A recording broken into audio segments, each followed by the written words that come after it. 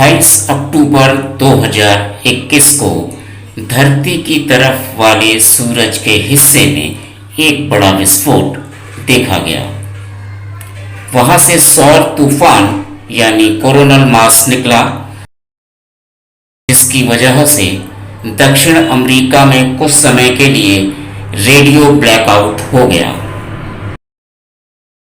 वैज्ञानिकों को डर है कि आने वाले 2-3 दिनों में यह और भी परेशानियां पैदा कर सकता है, यानी कुछ जगहों पर रेडियो फ्रीक्वेंसी बाधित हो सकती है।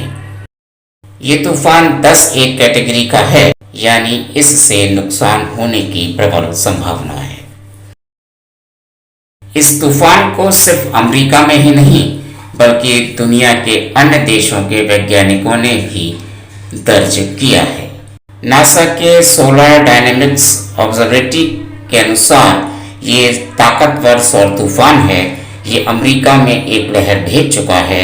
दुनिया के अन्य हिस्सों में इस वीकेंड पर सूरज से निकलने वाली आवेशित कणों की लहर आ सकती है। इससे ज्यादा दिक्कत उन देशों और संस्थाओं को होगी जिनके सैटेलाइट उत्तरी गोलार्ध का चक्कर लगा रहे हैं या फिर उनकी संचार प्रणाली धरती के उत्तरी गोलार्ध में स्थित है। वैज्ञानिकों के मुताबिक सूरज कई सालों से शांत था। साल 2019 के दिसंबर महीने में ये सक्रिय हुआ। इसकी नई सोलर साइकिल शुरू हुई, जिसे सोलर साइकिल 25 कहा जा रहा है।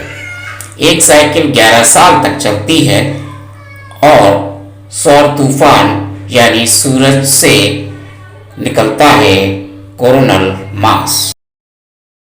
ये बेहद खतरनाक और नुकसानदेह होता है।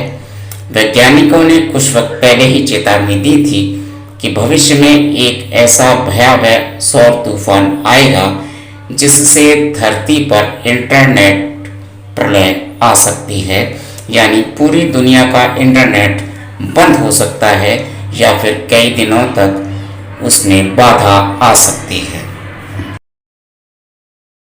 वैज्ञानिकों के अनुसार सौर तूफान से धरती पर कभी भी इंटरनेट प्रलय हो सकती है।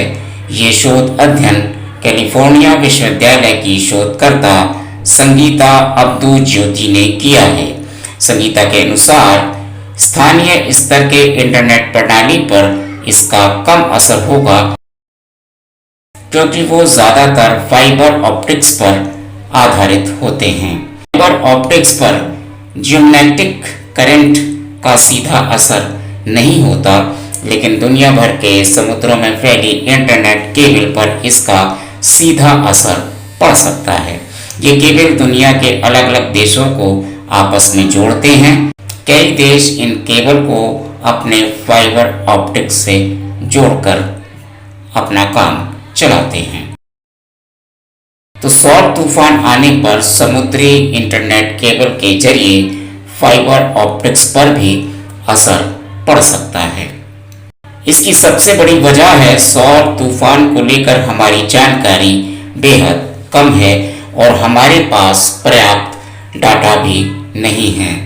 सौर तूफान जब आते हैं तब वो इलेक्ट्रिकल ग्रिड्स को नुकसान पहुंचाते हैं, जिसकी वजह से बड़े इलाकों में अंधेरा हो जाता है, लेकिन इनका असर इंटरनेट प्रणाली पर सबसे ज़्यादा पड़ता है। अगर इस प्रणाली को सौर तूफान की वजह से चोट पहुंचती है तो दुनिया भर के इंटरनेट बंद हो सकते हैं या फिर कई दिनों के लिए उसमें बाधा आ सकती है।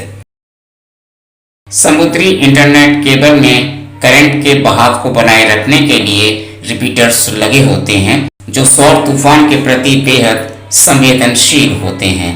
यानी सौर तूफान आने पर इन रिपीटर्स की हालत खराब हो सकती है, ये फेल भी हो सकते हैं और इन केबलों में बिजली का बहाव बंद हो सकता है, जिससे इंटरनेट की सप्लाई दुनिया भर में रुक जाएगी और इंटरनेट नेटवर्क ऑफलाइन हो जाएगा। अगर इंटरनेट बंद होता है तो कई ऐसे देश हैं जिनकी पूरी की पूरी अर्थव्यवस्था, संचार प्रणाली, डिफेंस आदि सेक्टर थम सकते हैं। संगीता के अनुसार हम इसके बारे में इसलिए ज़्यादा गंभीर हैं क्योंकि हम कोरोना महामारी के लिए तैयार नहीं थे। उसने पूरी दुनिया को खस्ता हाल कर दिया है। ठीक इसी तरह से हम सौर तूफान और उससे पड़ने वाले असर को लेकर अभी तैयार नहीं हैं। साथ ही हमें उसके असर की ज़्यादा जानकारी नहीं है। संगीता के ही अनुसार सबसे बड़ा डर ये है कि हमारे पास सौर तूफान और उससे पड़ने वाले असर को लेकर डाटा बहुत कम है, इसलिए हम ये अंदाज़ा नहीं लगा सकते कि नुकसान होगा तो कितना होगा और कितना बड़ा होगा। इससे पहले दुनिया में सबसे भयावह सौर तूफान 1859, 1921 और 1889 में आया था, जिसकी वजह से कई देशों में बिजली बाधित हुई थी, ग्रिड्स फेल हो गए थे, कई देशों में घंटों तक अंधेरा छाया रहा। 1859 में इलेक्ट्रिकल ग्रिड्स नहीं थे, इसलिए उन पर असर नहीं हुआ, लेकिन कंपास का निडल लगातार कई घंटों तक घूमता रहा, जिसकी वजह से समुद्री यातायात बाधित हो गया। उत्तरी ध्रुव पर दिखने वाली नॉर्दर्न लाइट्स यानी अरोरा बोरियलिस का इन्वेटर लाइन पर मौजूद कोलंबिया के आसमान पर बनते देखा गया था। नॉर्दर्न लाइट्स हमेशा ध्रुव पर ही बनती हैं। 1989 में आए सौर तूफान की वजह से उत्तर पूर्व कनाडा के क्यूबेक में स्थित हाइड्रो पावर ग्रिड फेल हो गया था। आधा देश 9 घंटे तक अंधेरे में डूबा रहा, कहीं बिजली नहीं थी। पिछले 2 दशकों से सौर तूफान नहीं आया है। सौर की गतिविधियां काफ़ी कमज़ोर हैं, लेकिन इसका मतलब ये नहीं कि सौर तूफान नहीं आ सकता। ऐसा लगता है कि सूरज की शांति किसी बड़े सौर तूफान से पहले का सन्नाटा है।